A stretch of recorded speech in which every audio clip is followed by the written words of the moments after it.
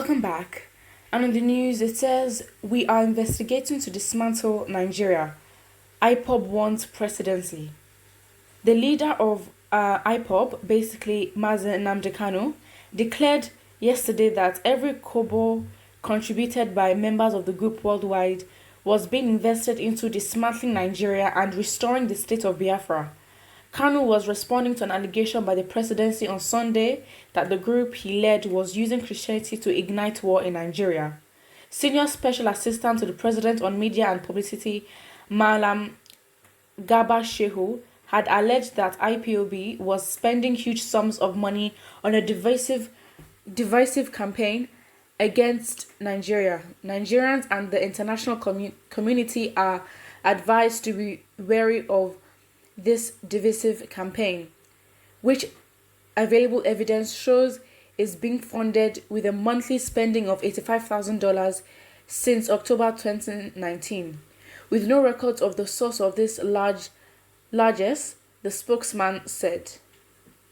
But in a personally assigned statement issued through Media and Publicity Secretary Comrade Emma Powerful, Kanu said, "Every dime in the indomitable Ipob family worldwide contributes towards our liberation, goes towards the dismantling of Nigeria and the restoration of Biafra. I mean every dime."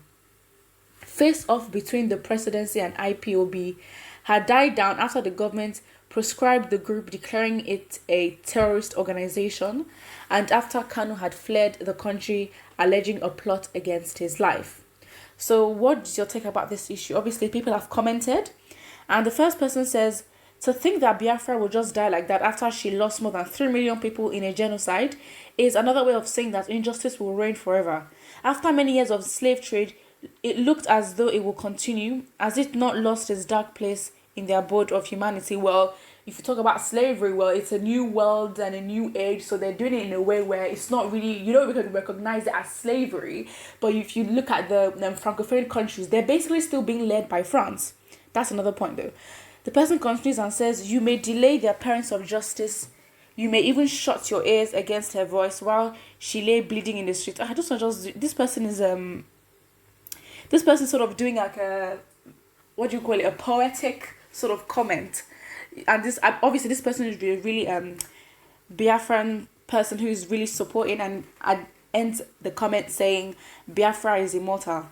And that person says all the prophecies of this man Nnamdi Kanu have done more than he prophesied. The only thing that remains but has started a bit is totally disintegration, division, and to sink Nigeria, which everybody's expressing and expressing the breeze now. If Nigerians have the good leadership, they should have known by now that darkness have covered this country. Another person says, why is it that Nigeria doesn't want Biafra to go? What is the secret behind this? That means Biafra are the survival of Nigeria, because if Biafra should go, Nigeria will sink. True.